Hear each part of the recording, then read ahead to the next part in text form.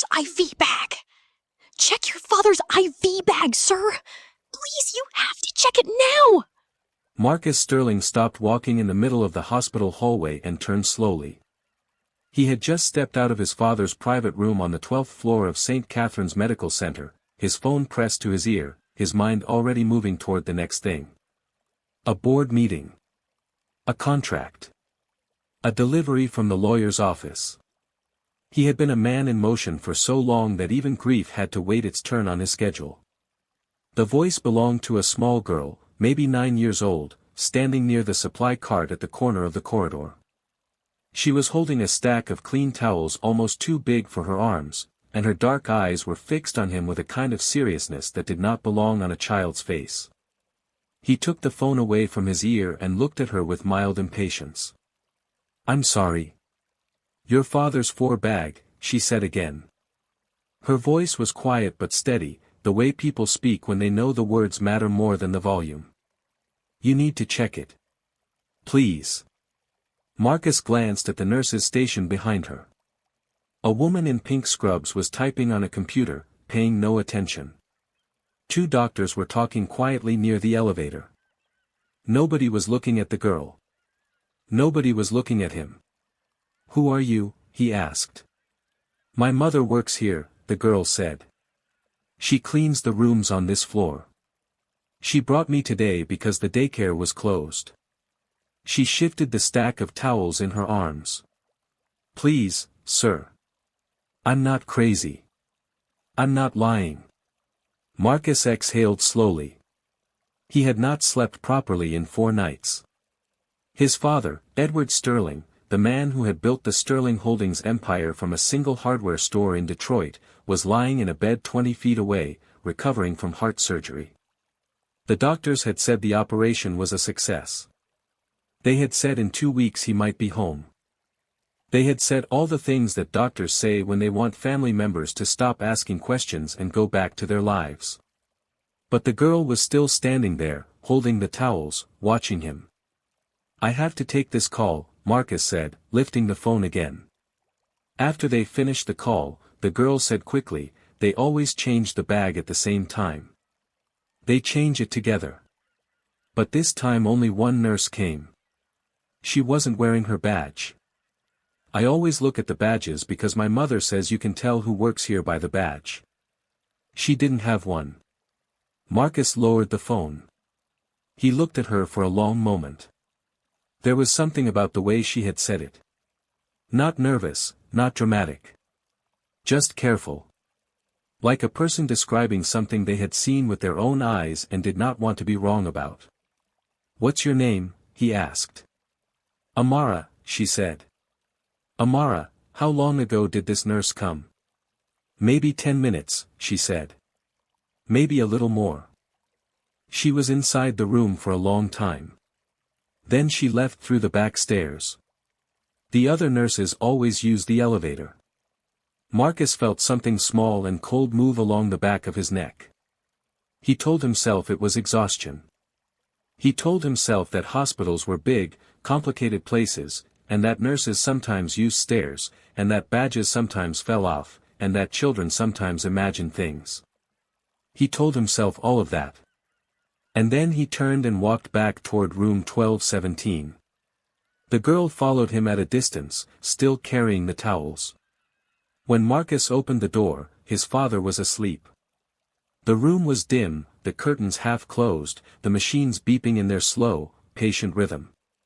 Edward Sterling looked smaller than Marcus remembered, his white hair thin against the pillow, one hand resting on the blanket near his side. The 4 poles stood beside the bed, the clear plastic bag hanging from it, the tube running down toward the inside of the old man's arm. Marcus stepped closer. The bag looked normal. Clear liquid. Standard hospital label. The drip was slow and steady. He stood there for a moment feeling slightly foolish. He was a 46-year-old man with $3 billion in assets and 17,000 employees, and he had just rushed back into a hospital room because a child in the hallway had told him to check a medical bag. He almost turned to leave. Then he saw it. There were 2 small puncture marks on the rubber port at the top of the bag. Not one. Two. And around the second puncture, there was the faintest smudge of something. A residue. Like the edge of a fingerprint that had not quite been wiped clean. Marcus stared at it for a very long time. Then he reached into his pocket, pulled out his phone, and pressed a single number on the screen. "Security," he said quietly. "Room 1217. Now." Marcus Sterling stood very still beside his father's bed, his eyes fixed on the 4 bag. The 2 small puncture marks looked back at him like a question he did not want to answer. Behind him, the door opened quietly. He turned and saw Amara standing in the doorway, still holding the towels, her face anxious. "You believe me now?" she asked. He didn't answer right away. Instead, he walked to the door and gently guided her into the room, closing it behind her. The last thing he wanted was for anyone in the hallway to see her talking to him.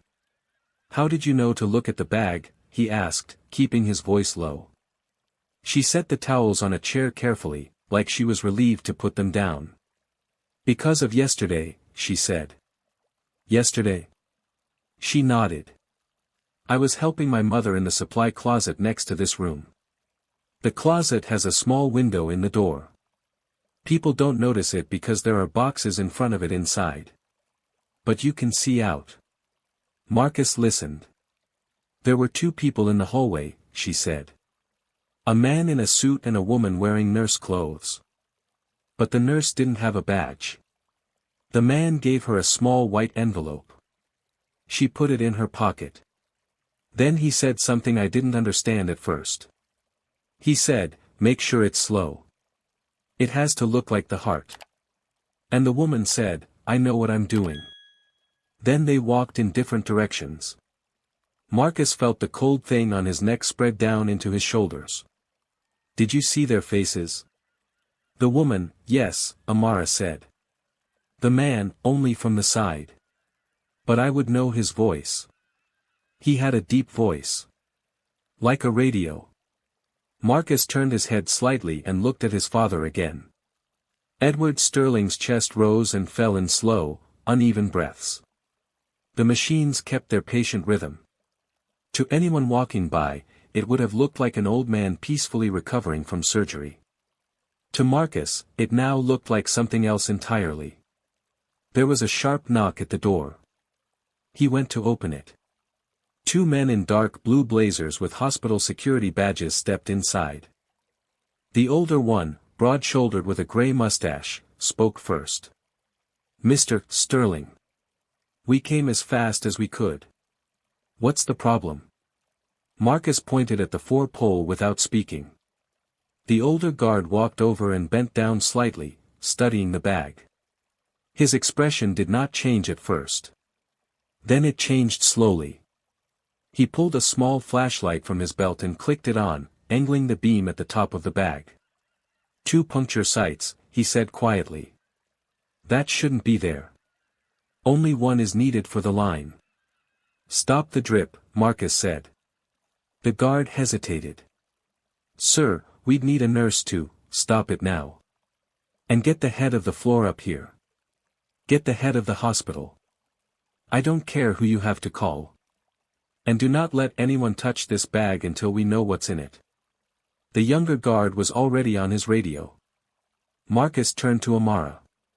She was standing by the wall, small and quiet, her eyes moving between his face and his father's.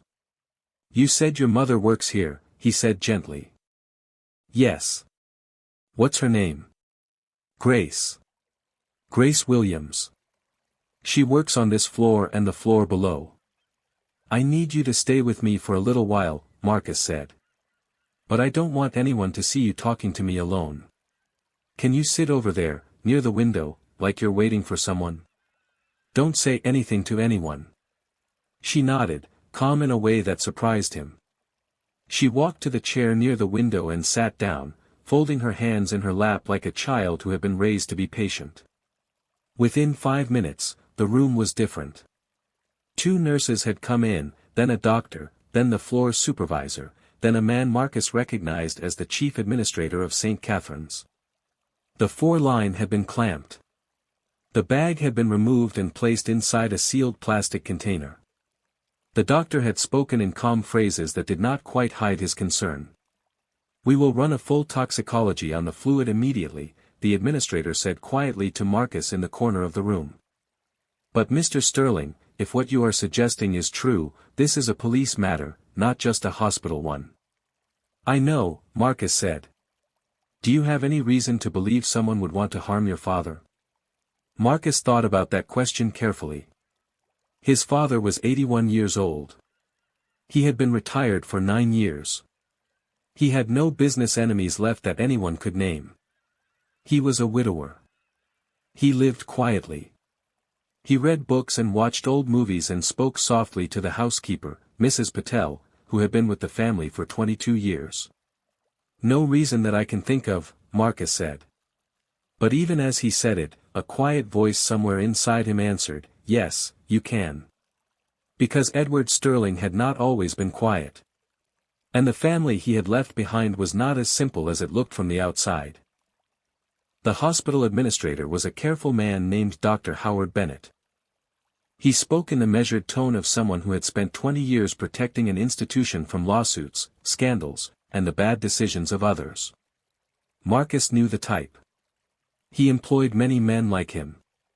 "Mr. Sterling," Dr. Bennett said quietly, "we have moved your father to a different room on this floor. The room number will not be entered into the main system. Only authorized staff will know the new location. We are pulling all surveillance footage from the past 48 hours, and we are flagging every employee who entered room 1217 during that time. I want my own people to review that footage too," Marcus said. Dr. Bennett hesitated. "That's not standard procedure. This is not a standard situation." Dr. Bennett held his eyes for a moment, then nodded once. "I will arrange it." "And the police?" "They are on their way. Detective from the Major Crimes Division. He's discreet. He has handled situations like this before." Marcus glanced at the chair near the window. Amara was still sitting there, very still, her hands folded. She had not moved in 20 minutes. She had not asked for anything. She had not spoken to a single person in the room. She watched everything with the same quiet attention she had given the towels in the hallway.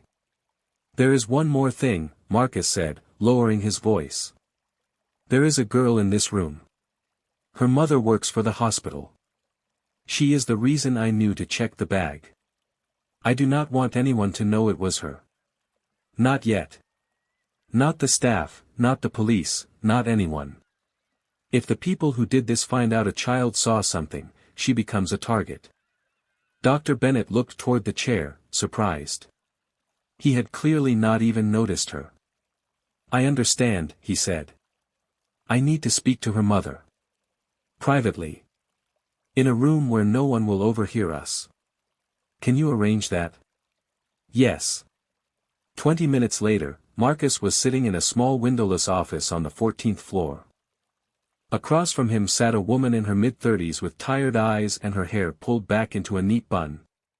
Grace Williams had a name tag clipped to the front of her uniform and a small gold cross on a thin chain around her neck. Her hands were folded tightly in her lap.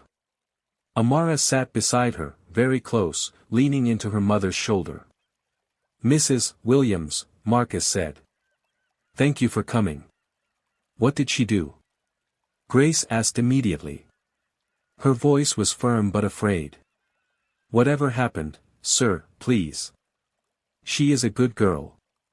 She doesn't make trouble. I tell her every day at this hospital, you keep your hands to yourself, you don't talk to anyone, you stay close to me." "Mrs. Williams," Marcus said gently. "Your daughter did not do anything wrong.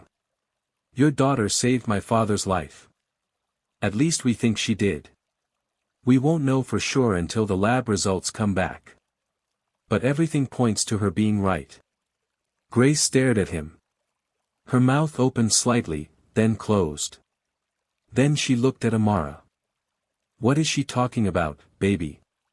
Amara looked up at her mother with the same calm eyes she had used in the hallway.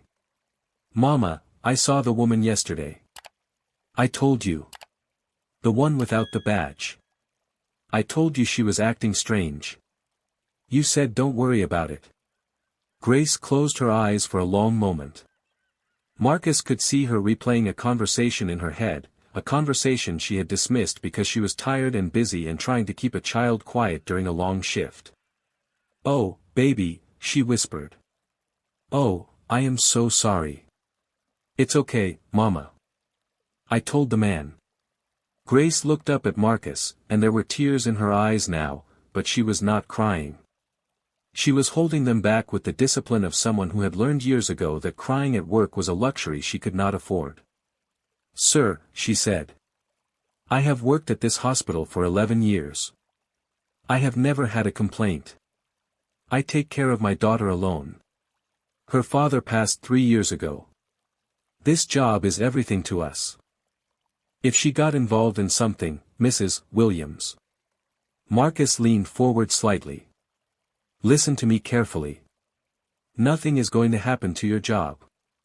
Nothing is going to happen to your daughter. In fact, the opposite. But I need you to do something for me. I need you to go home today. Not now. Finish your shift normally, so nothing looks strange. But at the end of your shift, take Amara, go home, and do not come back tomorrow. I will explain to the hospital. I will cover everything you would have earned. Pack a small bag for yourself and for her. Tonight, someone will come to your home. He is a man I trust. He will take you somewhere safe for a few days." Grace stared at him. "Sir, you are scaring me."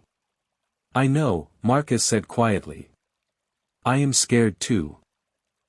By 6 o'clock that evening, the police had come and gone twice. The detective was a soft-spoken man named Ortiz with quiet eyes and a notebook that he barely seemed to use. He listened more than he wrote. Marcus liked him immediately, which was unusual, because Marcus rarely liked anyone immediately. The toxicology report came back at 7:14. Dr. Bennett delivered the news himself, standing in the doorway of the new room on the 12th floor, room 1234 now, where Edward Sterling slept unquietly, unaware that his life had nearly ended that afternoon. "Mr. Sterling," Dr. Bennett said, "the 4-bag contained the standard saline solution it was supposed to contain. But it also contained a high concentration of potassium chloride." Marcus did not know much about medicine, but he had heard those words before in the context of executions. His face must have shown it, because Dr. Bennett continued quickly. "At the concentration we found, and given your father's age and cardiac condition, it would have caused cardiac arrest within 40 to 60 minutes of the bag beginning to drip. It would have looked like a complication from the surgery. A heart attack in a recovering patient. Nothing would have raised suspicion. There would have been no autopsy. The family doesn't usually request one in cases like this. So someone tried to murder my father," Marcus said quietly, "and make it look like his heart failed." "Yes." Marcus walked to the window of the small consultation room and looked out at the city. The lights of downtown were beginning to come on, one by one, the way they did every evening. From the 12th floor, the world looked very ordered. Cars moved in neat lines. Buildings stood where they were supposed to stand. Nothing seemed wrong from up here. But somewhere out there, a woman in a fake nurse uniform had walked out of this hospital today thinking she had just earned her money.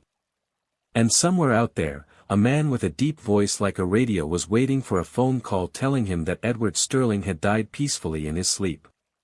Marcus turned back to Dr. Bennett. "I want my own private security here tonight. 8 men. 2 outside my father's door at all times. 2 at the elevator. 2 at the stairwell. 2 who do nothing but watch the hallway. No one goes in that room who is not on my approved list, including hospital staff. Any nurse who needs to administer medication does it in front of one of my men, and the medication is checked first. Mr. Sterling, the hospital has its own protocols. Your protocols failed today, Dr. Bennett. With respect, my protocols start now." Dr. Bennett did not argue. He simply nodded once and left the room. Marcus pulled out his phone. He scrolled past the work numbers, past the lawyers, past the assistants, and stopped on a name he had not called in almost a year. He pressed it. The phone rang 4 times before a tired voice answered. Marcus. Daniel, Marcus said. I need you. There was a pause on the other end. Daniel Reyes had been Marcus's head of personal security for 15 years, until 2 years ago when he had quietly retired to spend time with his wife after a heart scare of his own.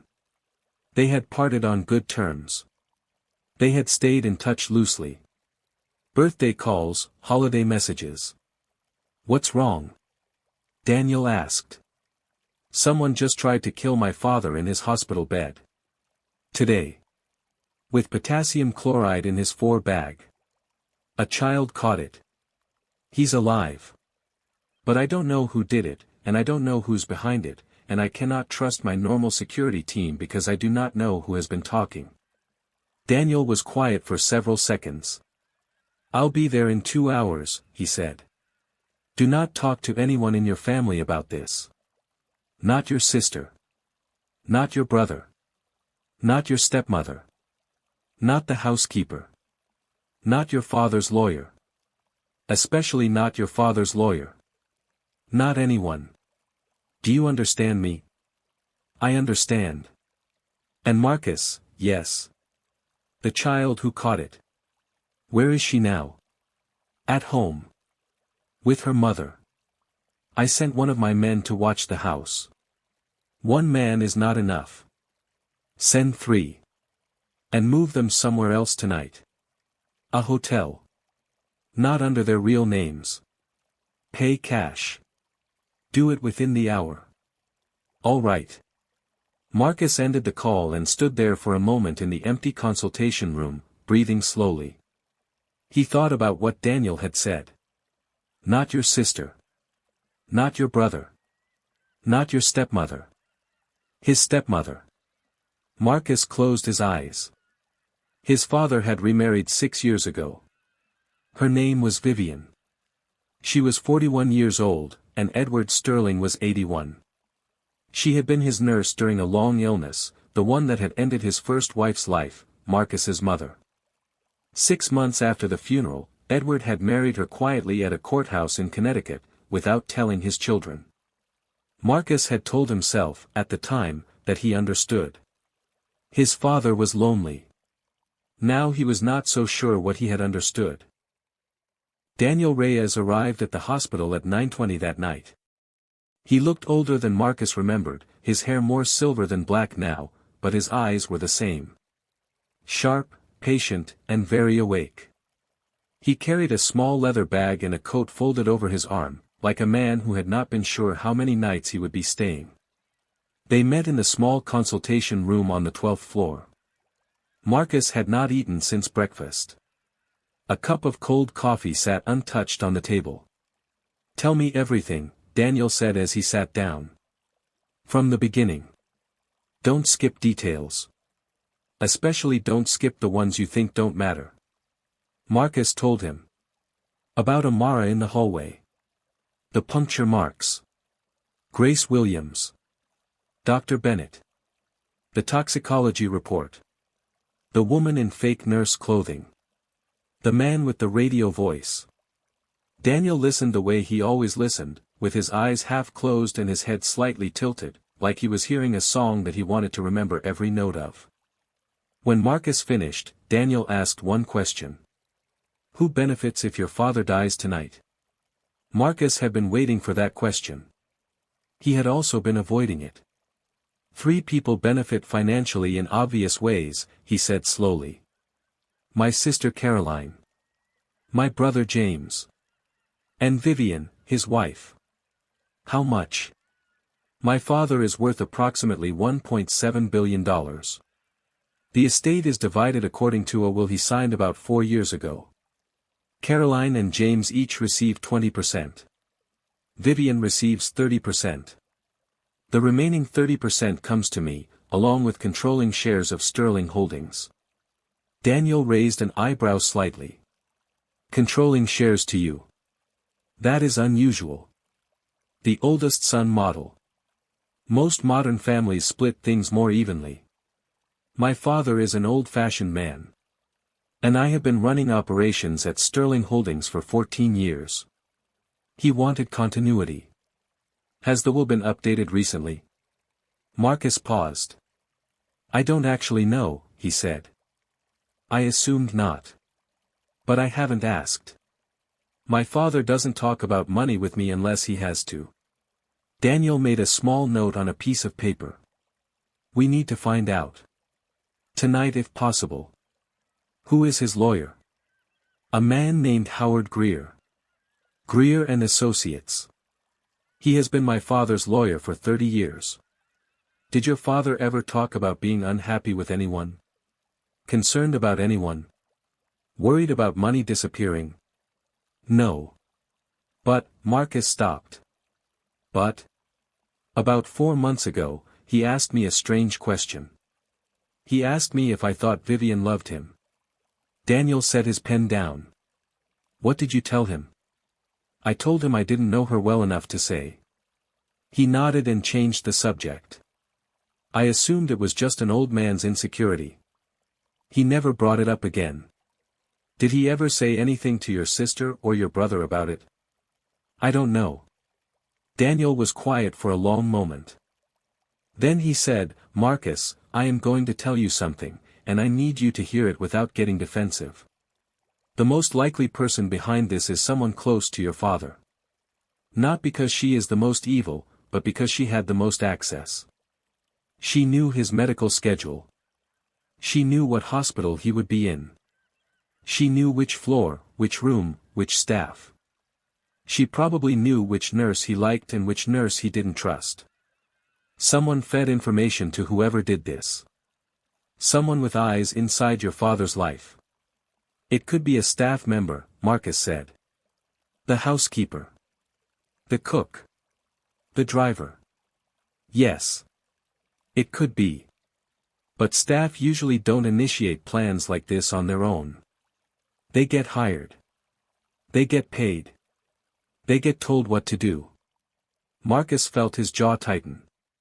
You think it was Vivian? I don't think anything yet. I think we have to investigate everyone, including the people you don't want to investigate. Including the people you trust most. Especially them. Because the worst betrayals don't come from enemies. Marcus thought about the way the girl in the hallway had stood so calmly.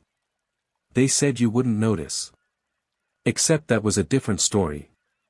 A story he had read once, somewhere, about another man who had almost gotten into the wrong car. Maybe it was a story. Maybe he was just tired and his mind was wandering. His phone vibrated on the table.